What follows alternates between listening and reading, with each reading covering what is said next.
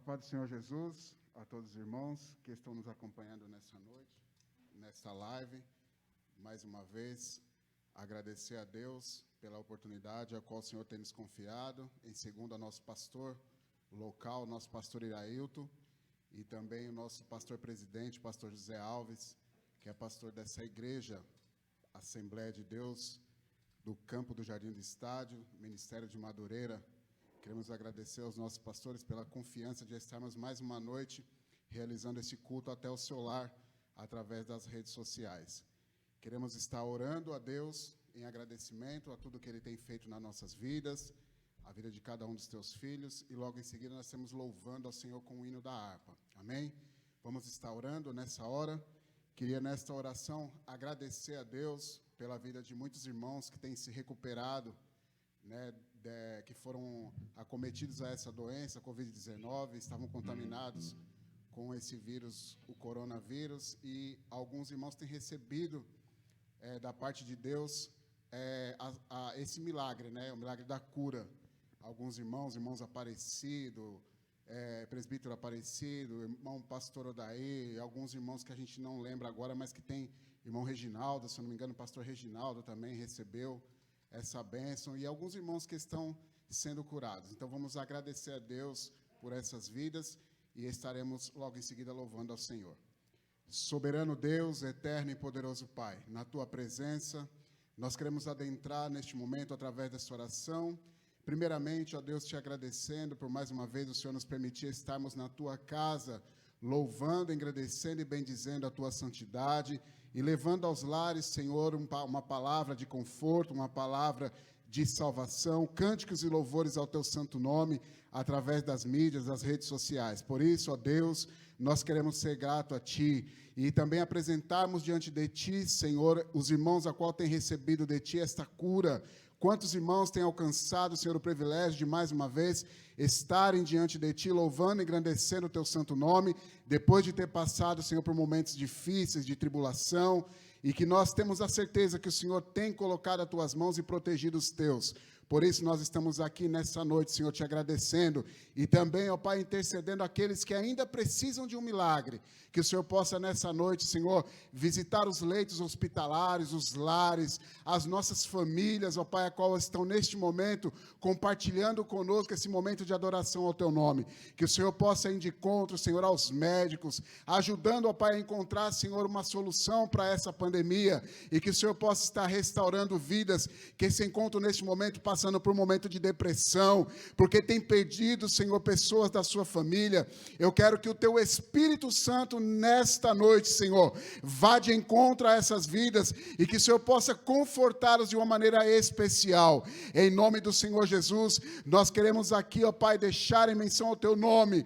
Por isso, ó Deus, nós queremos Te agradecer. Que o Senhor possa falar com cada um de nós, nos nossos lares, que as nossas famílias possam receber de Ti, Senhor, uma palavra de consolo, de libertação, de salvação, de transformação, porque nós somos dependentes de Ti. Por isso, ó Deus, vá de encontro a essas famílias.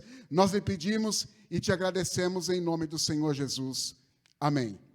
Vamos estar louvando ao Senhor com o nosso hino da harpa, hino 291, a mensagem da cruz. Glória a Jesus. O de cruz se erigiu, dela o dia fugiu, como emblema de vergonha e dor. Mas contemplo esta cruz, porque nela Jesus deu a vida por mim, pecador. Sim, eu amo a mensagem da cruz. Até morrer eu a vou proclamar. Levarei eu também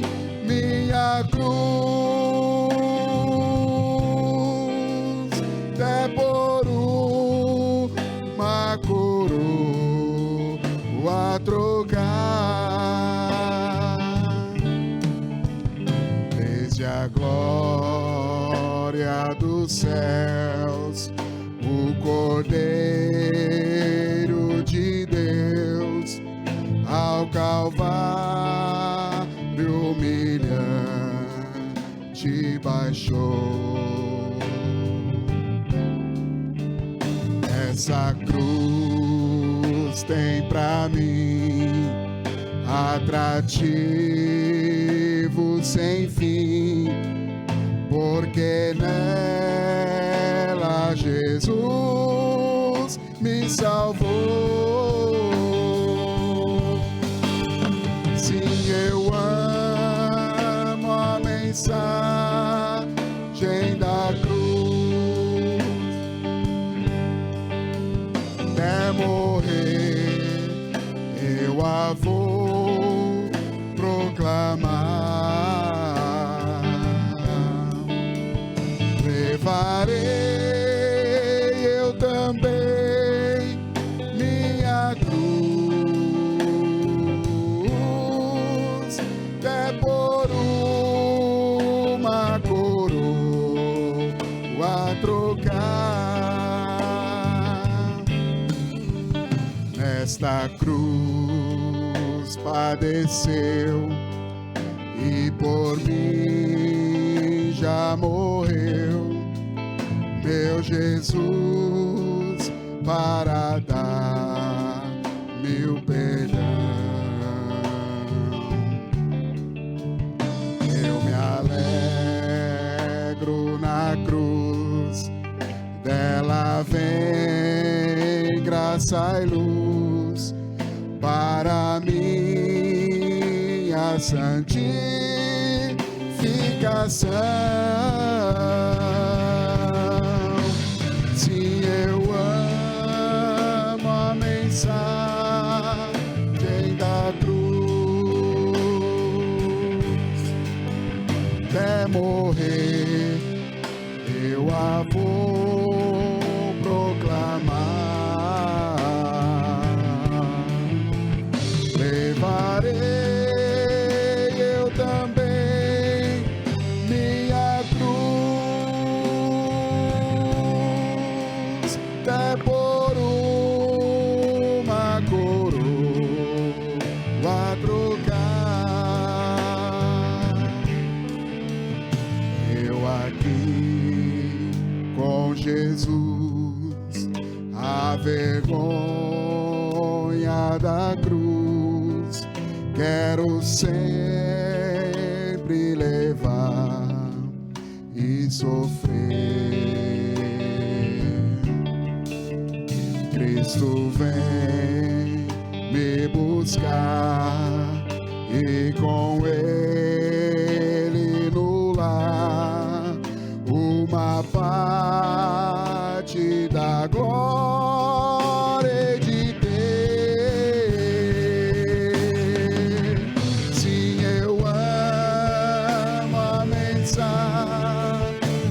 da cruz, até morrer eu a vou proclamar. Levarei eu também minha cruz, até por uma coroa trocar. Glória a Jesus, louvado seja o seu eterno e santo nome. Glória a Jesus, louvado seja o santo nome do Senhor. Nós estaremos agora partindo para a palavra. Nosso irmão diácono Alex estará pregando a palavra do Senhor, transmitindo aquilo que o Senhor tem para cada um de nós através do teu servo. Estaremos orando, agradecendo a Deus já pelos louvores e pedindo a Deus que venha falar com cada um de nós através da sua santa e gloriosa palavra. Soberano Deus, eterno e poderoso Pai, na tua presença, nós queremos adentrar mais uma vez, ó Pai, te agradecendo por tudo aqui já realizado, pelos louvores entoados, até que o Senhor já tem falado conosco, mas precisamos ainda ouvir a tua voz através da santa e gloriosa palavra. Pai, eu te peço agora que o Senhor venha, Senhor, tirar tudo aquilo que tem nos impedido de ouvir a tua voz, Que a tua palavra desça como bálsamo até os nossos corações, vá até os lares, ó Pai, dos teus filhos, e que possam receber de ti, Senhor, a bênção, a provisão, a cura, a libertação, a salvação, porque nós somos dependentes de ti. Usa o teu filho, Senhor, nosso irmão diácono Alex, como tem usado na tua palavra, e que ele venha a ser o transmissor da tua graça, da tua misericórdia, do teu amor para nossas vidas através da palavra de Deus. É o que eu te peço, Senhor, e te agradeço, em nome do Senhor Jesus. Ouçamos as primeiras palavras do nosso irmão diácono Alex.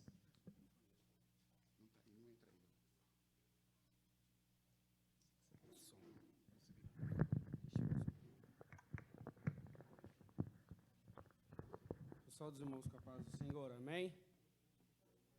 Eu saúdo a todos os que estão nos ouvindo, bendito seja o nome do Senhor, por mais essa noite que Deus nos concede de estar em sua presença, você que está aí na sua casa, né, você que está aí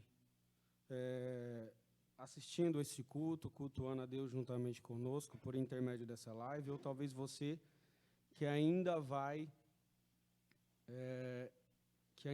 assistir durante a semana, né? Nós sabemos que devido às correrias, às vezes é complicado de nós estarmos cultuando, né, no dia do culto oficial. Amém? Mas Deus seja louvado. Eu vou falar um pouquinho baixo, porque nós já gastamos 2 horas aqui, a gente sempre chega às 6 horas junto com a banda, então a gente já se comunica bastante até acertar os louvores.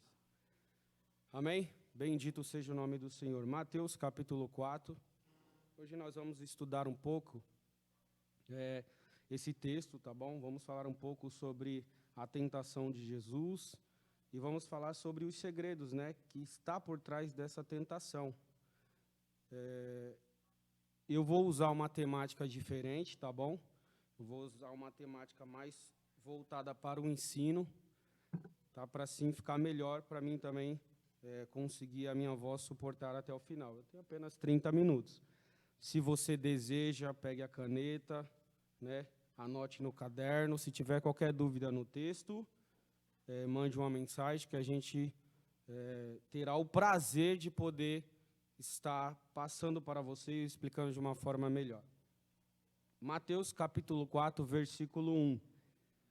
Diz assim: Então foi Jesus conduzido pelo Espírito ao deserto, para ser tentado pelo diabo. Amém? Eu quero gostaria de fazer da minha introdução, justamente esse versículo inicial da tentação de Jesus, e pontuar alguns detalhes que são importantes já nesse versículo. O primeiro ponto a destacar aqui é destacar o conduzir do Espírito Santo, a sensibilidade de ouvir e a obediência de Jesus em permitir ser guiado por Ele. Conduzir significa ir junto ou dentro de algo, de um lugar para o outro, dando-lhe direção, comando, guia, voz. E é por isso que eu consigo entender o que Jesus disse em João 3,8. O vento sopra onde quer e ouve-se a sua voz, mas não sabe de onde vem, nem para onde vai. Assim é todo aquele que é nascido do Espírito. Ou seja, o Espírito Santo é quem me conduz, nos guia, nos dirige, nos move e nos leva ao centro da vontade de Deus. Essa é uma das funções do Espírito Santo. Porém, vale lembrar que o Espírito Santo é um grande respeitador do nosso livre-arbítrio, o que implica diretamente na sua ação. E isso acaba ocorrendo ou quando não permitimos ouvi-lo ou obedecê-lo. Veja uma expressão no texto para você ter uma compreensão melhor quando nós estamos não permitindo o Espírito Santo habitar em nossa vida ou agir em nós. Apocalipse 3:20 fala: eis que eu estou à porta e bato. Se alguém ouvir a minha voz e abrir a porta, eu entrarei e cearei com ele e ele comigo. Então vamos interpretar o texto. Estar à porta batendo, ou seja, o Espírito Santo está do lado de fora, desejando entrar. Se alguém ouvir a minha voz, demonstra o quê? Audição, sensibilidade para conseguir escutar quando o Espírito Santo está batendo. A minha voz e abrirá, exatamente, e abrir a porta. Sobre quem está o poder de decisão de abrir? Somos nós que decidimos se o Espírito Santo vai entrar na nossa vida ou não. Para quê? E cearei com ele e ele comigo, demonstrando o quê? A comunhão e o interesse que o Espírito Santo tem para poder desfrutar de uma comunhão mais íntima, mais sólida juntamente com você. Olha só o que o Espírito em Hebreus 3, 7, 8 diz. Portanto, como diz o Espírito Santo, se ouvirdes hoje a sua voz, não endurecerás os vossos corações, como na provocação, no dia da tentação no deserto. Então, algumas implicações que nós impedimos o Espírito Santo agir, está inteiramente ligada ao quê? Ao fato de nós estarmos murmurando. Então, você aí na sua casa, esse primeiro versículo já nos dá uma compreensão imensa do que é o relacionamento com Jesus, ou com o Espírito Santo. Perceba-se também no versículo 1 que o Espírito Santo conduz Jesus a um deserto. E quando nós falamos de deserto, isso para quem é pentecostal tem vários significados, né, que nós gostamos de expressar. Porém, eu gostaria de me atentar só a alguns. Veja só, ser conduzido ao deserto, a expressão deserto no grego é ermo, que significa levar-nos a um lugar de particularidade, a um lugar distante de tudo e de todas as agitações que às vezes nos cercam. É para ter um momento a sós com Ele, e é nesse ambiente de particularidade que o Espírito Santo pega Jesus e leva e conduz Jesus com a sua permissão para a nossa caminhada, para podermos desfrutar e aprender justamente da importância que foi dos segredos existentes na palavra e por trás dessa tentação. Versículo 2. O versículo 2 diz assim: e tendo jejuado 40 dias e 40 noites, depois teve fome. 40 dias e 40 noites. Definimos então como o quê? Como o período de tempo que Jesus esteve no deserto para uma determinada finalidade. Então, 40 dias e 40 noites representa o período em que Jesus estava no deserto. E por que esse período é necessário na vida de todo cristão?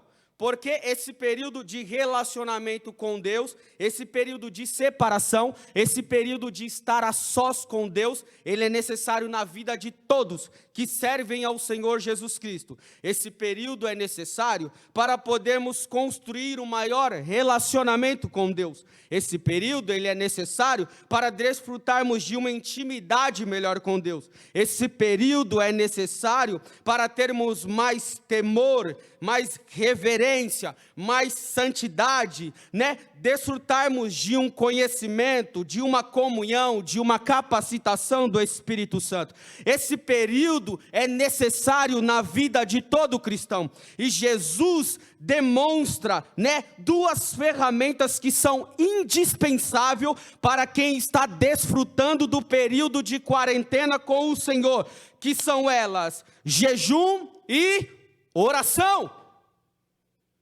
O que é, irmão Alex, a oração? A oração é a ferramenta que possibilita conversarmos com Deus e Ele conosco. E esse diálogo possibilita colocar-nos os nossos planos em suas mãos, os nossos objetivos, os desejos, as ansiedades. Ele nos orienta, Ele fala conosco, Ele estabelece a sua vontade. Olha o que diz Jeremias capítulo 33, versículo 3.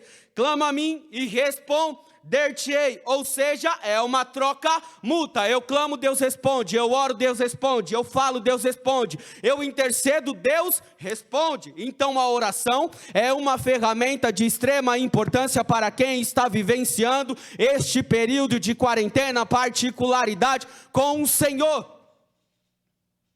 A segunda ferramenta demonstrada é o jejum, descrita e descreve no texto. O tecladista, se puder fazer um fundo depois para mim, me ajuda para mim poder apoiar um pouco a minha voz.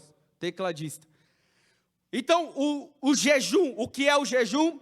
O jejum é uma forma, eu vou falar de uma forma resumida. O que é o jejum, Alex? É a ferramenta, que é utilizada para quê? Para afligir a nossa carne, para ver vivificação do Espírito Santo. Vejamos então na Bíblia a importância do jejum que é descrito na Bíblia. Esdras capítulo 8, versículo 3. Por isso, jejuamos e suplicamos essas bênçãos. Então, Deus assim nos atenderá. Neemias capítulo 1, versículo 4. A importância do jejum para o lamento. Quando ouvi essas coisas, sentei-me e chorei-me. Passei dias lamentando, jejuando e orando ao Deus dos céus. Atos 13, 2, demonstra, enquanto adoravam o Senhor e jejuavam, disse o Espírito Santo, demonstrando a sensibilidade. Joel capítulo 2, versículo 14. Agora, porém, declara ao Senhor, volte sim para mim de todo o coração, com jejum, lamento e pranto. Mateus 17, 21. Mas esta espécie só sai pela oração e pelo jejum. Então o jejum tem uma extrema importância na vida de quem está vivendo uma particularidade e comunhão com Deus. Ei, faz quanto tempo que tu não jejua ou quando tu não ora, Você vai aparecer depois dessa quarentena mais magro ou mais cheinho. E aí nós entramos no texto. Mateus, ainda no versículo 2, diz que e teve fome, não é isso? Depois dessas coisas, teve fome. Então, vamos a um ponto de vista. Quando eu li que Jesus teve fome depois de um período de jejum, eu enxerguei isso como o quê? Como uma oportunidade, Como que eu enxergo isso? Nada mais demonstra nesse texto a humanidade do que de Jesus. Jesus teve fome por quê? Porque passou muito tempo sem comer. É óbvio, nós estamos vendo que Jesus, a humanidade de Jesus expressa no texto. Mas olha que interessante, esse era o meu ponto de vista, quando eu leio, e o seu ponto de vista. Mas existia um outro olhar em cima do texto. Como assim, Alex? O segundo ponto de vista dentro do texto é a do adversário, porque enxergou uma oportunidade para Jesus, tirar Jesus do propósito da cruz. Então aquilo que eu vi que era aparentemente fome, demonstrando a humanidade de Jesus, o diabo viu como uma oportunidade do quê? Vou tirá-lo ele do propósito. 1 Pedro 5:8. Devemos estar vigilantes, pois as necessidades que surgem da nossa natureza carnal, que adquirimos na queda do homem, podem ser uma oportunidade para que o nosso adversário esteja, de certa forma, se aproveitando disso.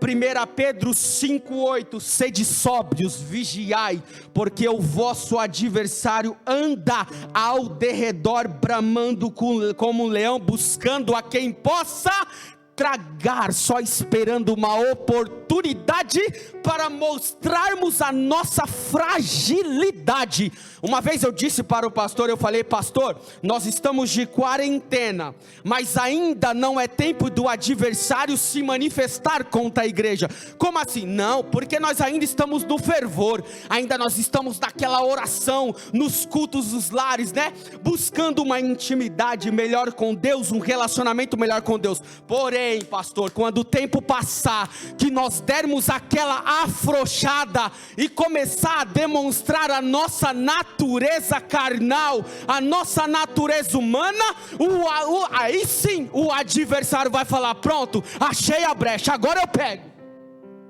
Isso não é brincadeira, falar da tentação de Jesus é coisa séria. Então sempre vai haver dois olhares naquilo que eu considero natural. Olha, você que está em casa e vocês que estão aqui na igreja, veja só se a gente não vê como uma normalidade alguns fatores. Por exemplo, agir com naturalidade o simples fato do troco da padaria que veio a mais e eu não devolver porque são apenas centavos que veio. O meu adversário pode estar olhando uma oportunidade de me afundar moralmente em ganhos maiores. Falar o que vier à cabeça sem medir as palavras e achar normal, devido ao nosso comportamento que de certa forma é explosivo, porque nascemos assim, não podemos fazer nada. O meu adversário pode estar vendo uma oportunidade de através de mim deixar muita gente ferida, machucada e distante de mim. O simples comportamento que temos de chegar em casa depois de um trabalho exaustivo e dar mais atenção ao nosso animal de estimação, ou aos nossos celulares, ou às nossas televisões, né? E não aos nossos filhos, às nossas esposas, ou os nossos pais e os nossos avós. O adversário pode estar vendo como uma grande oportunidade de colocar em nós, nos nossos filhos, em nossas esposas, nos nossos pais e nos nossos avós, o sentimento de abandono, de rejeição, de desvalorização. Um simples elogio como demonstração de carinho e afeto por um amigo, ou uma cunhada, ou um vizinho, ou uma vizinha, né? Ou um colega de trabalho, ou quem esteja no círculo de convivência, né? Isso é normal, mas o inimigo pode estar vendo como uma grande oportunidade de te jogar num grande adultério. Ter um melhor amigo que tem comportamentos errados, não respeita pai nem mãe, não respeita leis, né? Anda todo errado, mas o que tem? Somos melhores amigos. O inimigo pode estar vendo uma grande oportunidade para te deixar aos poucos igual a ele, andar em alta velocidade ou passar varal vermelho, porque estamos atrasados, né? Porque estamos atrasados, precisamos chegar a tempo. O nosso adversário pode estar vendo uma grande oportunidade de nos envolver em grandes problemas automobilísticos e de acidente. Um namoro mais fervoroso, onde o que predomina é o desejo carnal, a atração física, as provas de amor. O que tem de mais? Se nos amamos, o adversário pode estar sempre vendo como uma oportunidade para levar-nos à prática da fornicação, da gravidez indesejada e dos DST. A ausência de carinho, a ausência de elogios à esposa ou esposa, porque somos assim, a nossa natureza nordestina e dura. O inimigo pode estar vendo uma grande oportunidade aos poucos para te deixar e colocar alguém que aconselhe, que elogia e que dê atenção. Não sentar ao lado do irmão, ou não gostar de ouvir o pregador tal, ou não aceitar muito o fato de usos e costumes e achar normal, porque os tempos são outros, está mudado. O adversário está vendo uma grande oportunidade para colocar em nós o sentimento de ódio, rancor, inveja e rebeldia.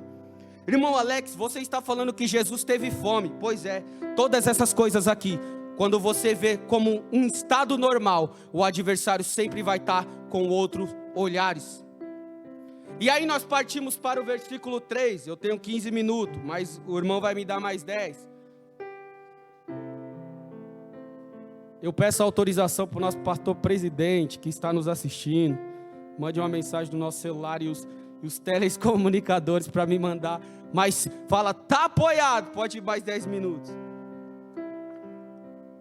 E aí nós vamos para o versículo 3. Eu vou enxugar bastante coisa, tá bom? Para dar tempo. Chegando-se a ele o tenta, chegando-se a ele repita, o tentador. Isso. Perceba algo importante no versículo 3. A aproximação do adversário se dá além da o quê? Da oportunidade vista no versículo anterior. Nos diz que Jesus havia encerrado o período de oração, por isso a expressão após jejuar, nem antes, nem durante mais, nem antes, nem durante mais. Isso me faz entender que para eu manter o meu adversário longe, é preciso eu estar em constante jejum e orar. Por isso que quando nós oramos, Deus mantém o nosso adversário longe da nossa família. Enquanto nós oramos, Deus mantém o adversário longe da nossa casa. Enquanto nós oramos, Deus mantém o adversário longe do nosso casamento. Enquanto nós oramos, Deus mantém o adversário longe dos nossos filhos. Enquanto nós estivermos de joelhos orando, Deus nos manterá de pé. E aí o texto diz que essa aproximação do adversário já é demonstrada no versículo a sua intenção. A primeira intenção do adversário é levar-nos ao campo da dúvida. Olha a expressão no texto. Se tu, disse-lhe, se tu és o filho de... Qual é a intenção dele? É fazer com que Jesus colocasse à prova a sua filiação. Era tirar Jesus da zona da certeza e da confiança e levá-lo a pensamentos paralelos, a pensamentos duvidosos. Porém, isso não ia dar certo com Jesus. Por quê? Porque Jesus estava enraizado nas próprias escrituras. Olha o que diz em Lucas 3:22. Então veio uma voz do céu e disse: tu és o meu filho amado e em ti me agrado.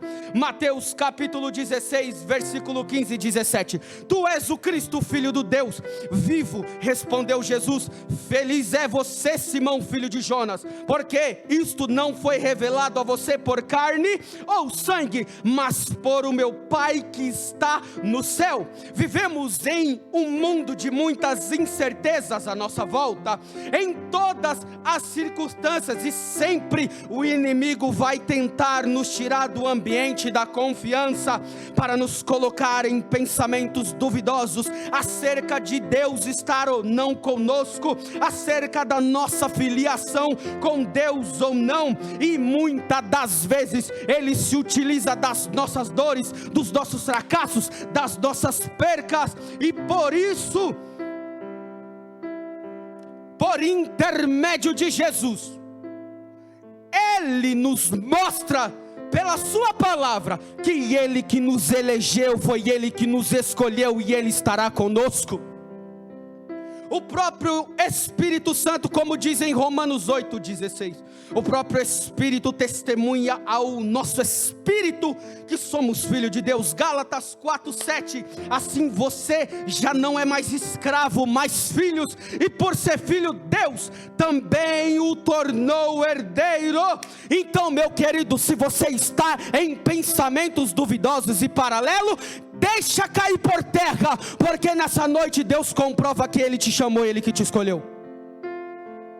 Está descrito no texto de Mateus 4. E aí o inimigo, no versículo 4, diz assim: manda que essas pedras se tornem em pães. Veja só, podemos destacar alguns pontos. O poder do inimigo é limitado a só criar ilusão. Por isso que ele não transforma as pedras em pães. Ele pede para Jesus. Porque o inimigo é limitado a criar ilusões. Mas enquanto Jesus é quem tem o poder de transformar e fazer milagre. Enquanto o adversário só pode saciar os desejos da carne, Jesus tem o poder de saciar o desejo da alma.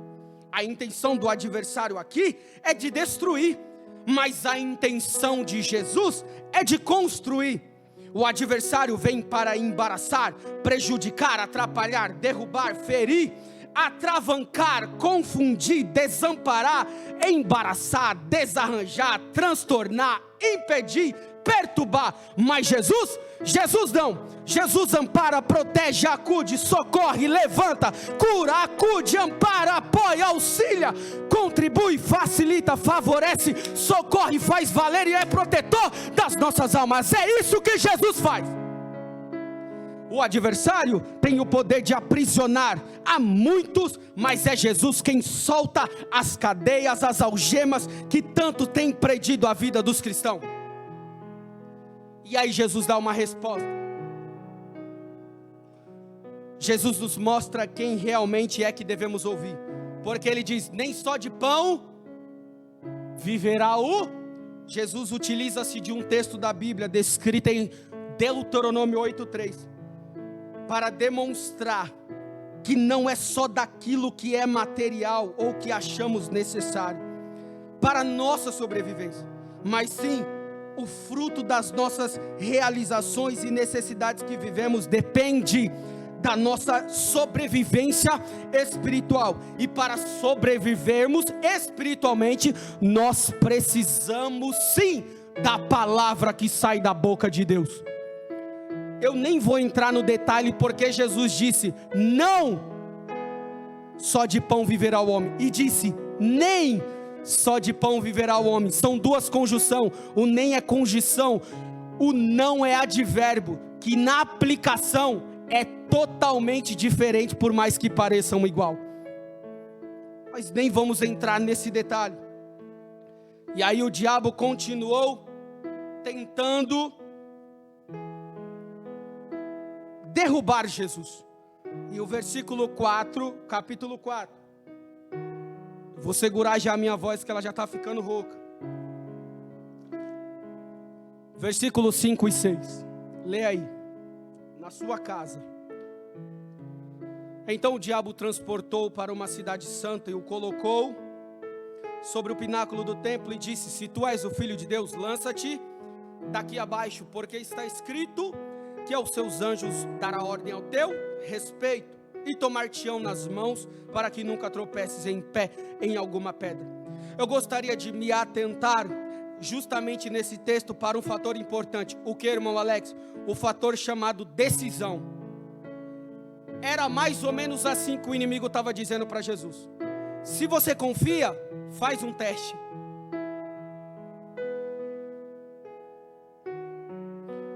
Aí eu te pergunto, na expressão que o inimigo se utiliza, lança-te daqui abaixo, sobre quem está o poder de decisão? Fala, aí na sua casa. E por quê? Porque o inimigo só tem o poder de induzir, mas não o poder de decidir. O inimigo não decide por mim, ele só apenas me induz, como induziu Eva. Então isso me faz entender que quem decide fazer a vontade do adversário é você, e não ele. Quem decide se vai pular do pináculo é você, e não ele. Quem decide cometer pecado é você, e não ele. Quem decide parar, quem decide em desistir, quem decide em viver em opressão é você. Está sobre você que está me ouvindo em casa a decisão. Um jovem da firma ontem estava agoniado porque ele quer parar de fumar. E ele ficava: eu preciso, porque eu sou afastado, mas conheço a palavra, e eu preciso me libertar disso. E eu, do jeito que eu estava quieto, eu fiquei. Porque se ele vira e pergunta: o que você acha que eu devo fazer? Eu ia falar para ele: você é que tem que decidir. Aí o inimigo diz: porque está escrito. Aqui a estratégia é fazer o que, irmãos? Pegar Jesus pelo quê? Pelo conhecimento das Escrituras. Dependendo do conhecimento que você tem das Escrituras de Deus, ela poderá impactar diretamente na sua tomada de decisão. Quer ver alguns impactos por causa da falta de conhecimento da palavra de Deus? Oséias 4:6. O meu povo foi destruído porque lhe faltou conhecimento. Isaías 5:3. Portanto, o meu povo será levado cativo por falta de entendimento. Jeremias 4:22. Deveras, o meu povo está louco, já não me conhece, são filhos nécios e não entendido.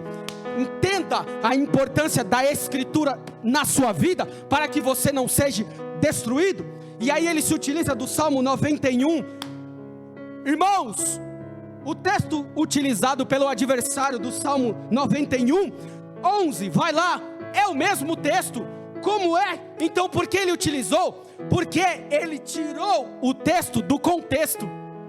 Quando você tira um texto do contexto dele, gera um pretexto. E quando se gera um pretexto, abre margem para heresias, aplicações erradas, para satisfazer simplesmente o desejo que muitos têm vivido. Veja o exemplo. Se eu quiser provar o ateísmo, é só eu pegar o Salmo 53:1, isolar a frase, não há Deus. Provei que existe o ateísmo. Só que o texto inicial diz o quê? Diz o tolo no seu coração. 2 Coríntios 3:6, se eu quiser isolar o texto, eu vou falar que a teologia mata, porque a letra mata, mas o Espírito é quem vivifica. Se eu isolar esse texto do contexto, eu vou dizer que quem faz teologia, ou quem lê a Bíblia, é morto espiritualmente, sendo que o contexto está falando da lei que Moisés escreveu, e dos 613 mandamentos. Mas tem gente que não gosta de ler a Bíblia, e gosta de ficar apontando quem gosta de estudar.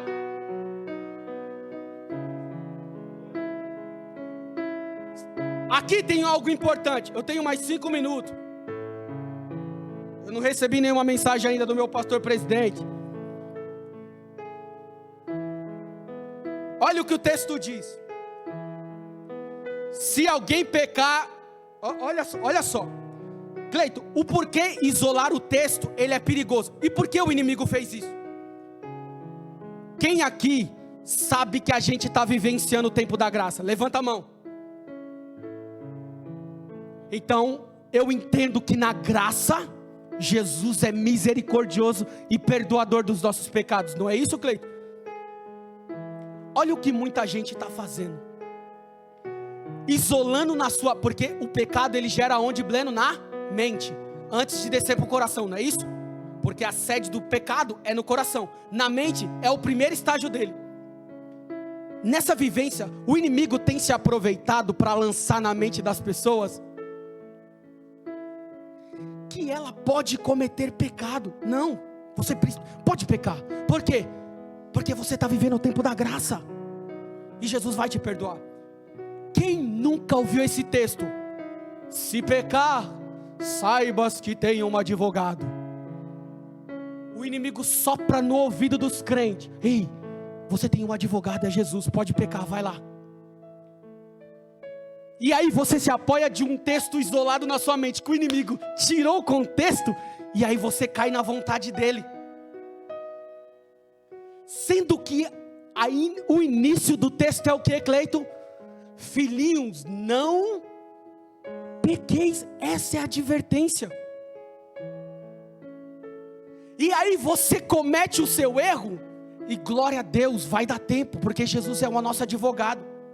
Mas o inimigo isola da sua mente que esse advogado uma hora vai virar juiz. 2 Timóteo 4:1. Conjuro-te, pois, diante de Deus e do Senhor Jesus Cristo, que há de julgar os vivos e os mortos na sua vinda. Opa, quem julga não é juiz? Oh, mas Jesus não é advogado? Não, ele vai virar juiz. Ah, irmão Lex, eu sei, no dia do juízo final. Não é só isso não. Se você morrer hoje no teu pecado, ele não é mais teu advogado, agora ele é teu juiz. Você tem dimensão do que o inimigo faz na mente das pessoas? Ele não percebe quando ele comete os erros e o pecado e faz a vontade do inimigo, e não entende que se ele descer à sepultura, o advogado e o tempo da graça se acabou. Ele vai se aparecer para você só no dia do juízo final. Querido, não se apoie Não se apoie na graça enquanto você está praticando esses pecados. Por quê, irmão Alex? Porque se você ficar toda vez se apoiando quando você peca, você vai virar prisioneiro e refém de si mesmo. Eu vou para o final, não tenho mais tempo. Jesus responde: não tentarás ao Senhor teu Deus. Não é isso que o texto fala no versículo 7? Deixa eu escolher algo pelo Espírito Santo de Deus para ficar melhor no seu entendimento. O que é então, Alex, não tentar? Jesus dá uma aula de interpretação de hermenêutica. A Bíblia interpreta ela mesma, não precisa mais de nada. E aí você vai em Deuteronômio capítulo 6, você vai ver como é o estudo de um hebreu ou de um judeu, para você ter dimensão, que Jesus responde às afrontas do inimigo com a própria palavra.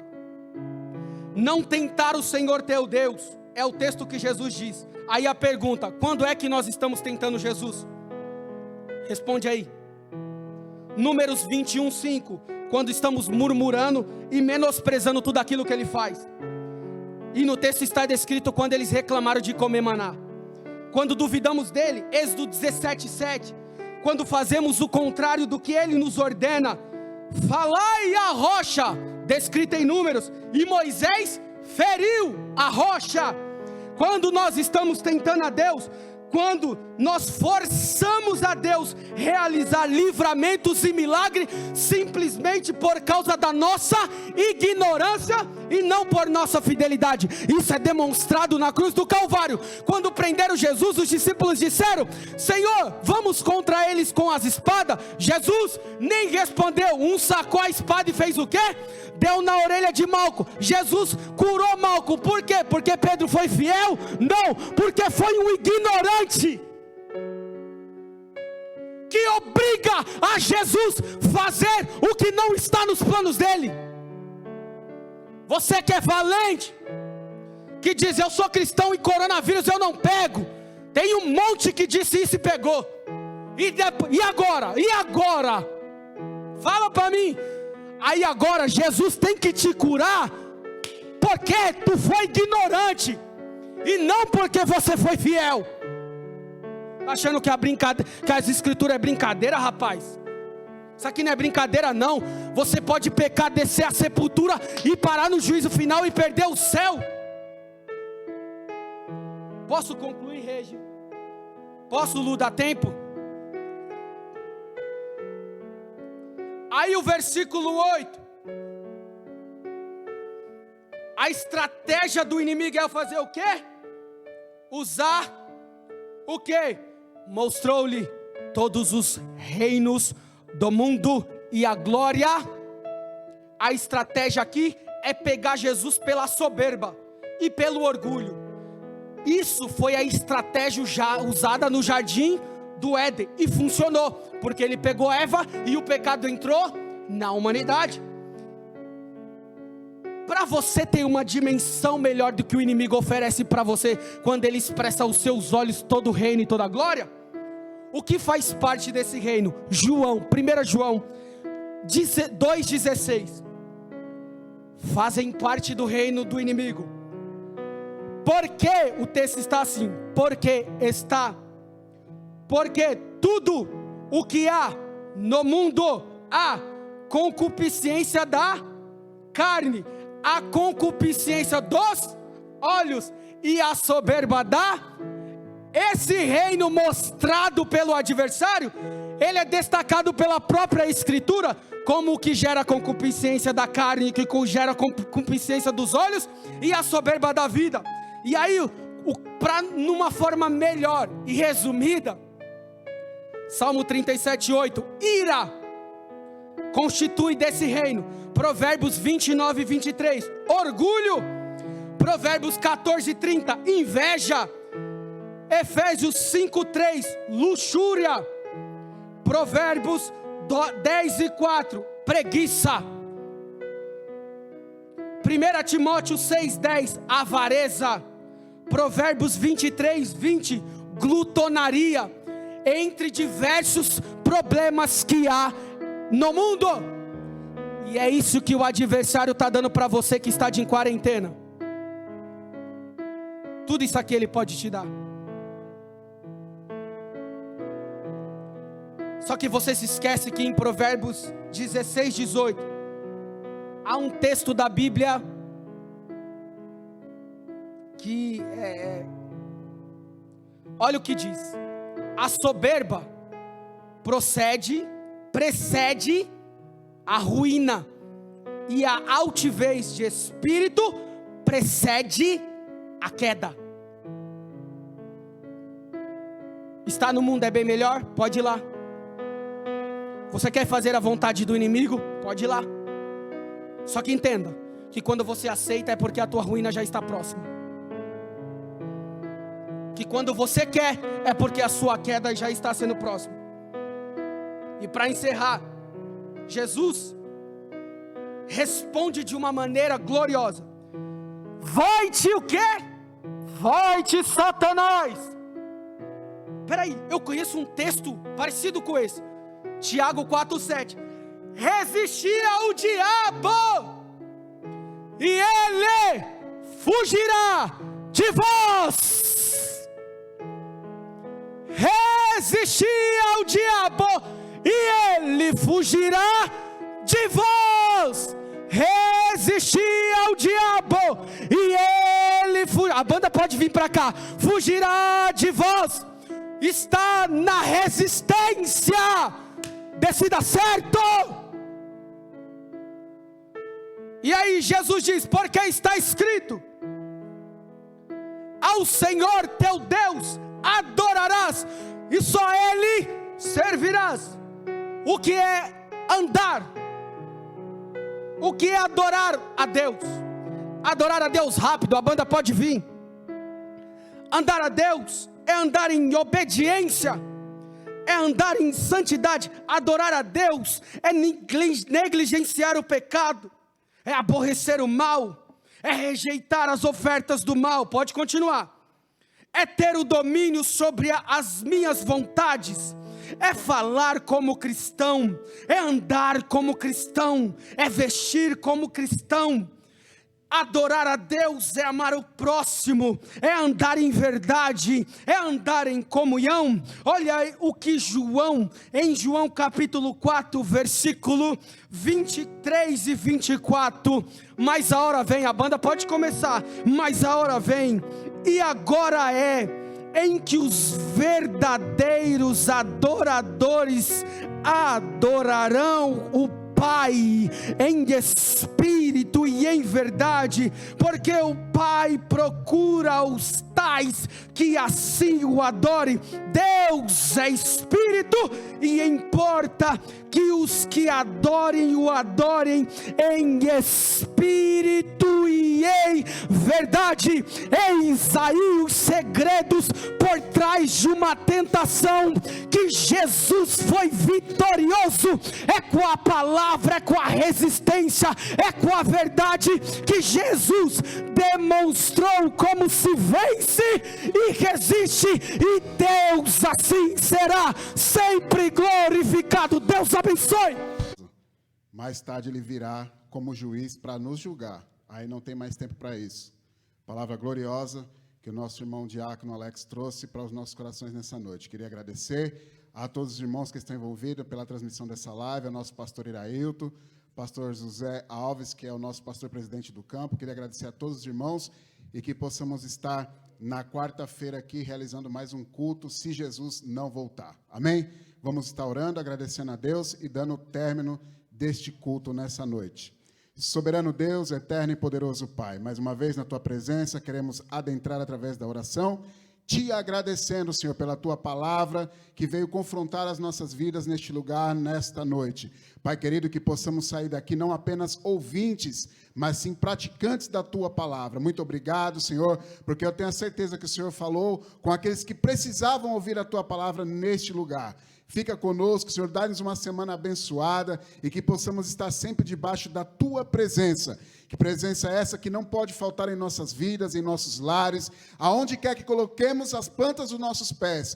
Nós lhe pedimos, Senhor, fica conosco, em nome do Senhor Jesus. Amém. Está encerrado em nome do Senhor Jesus.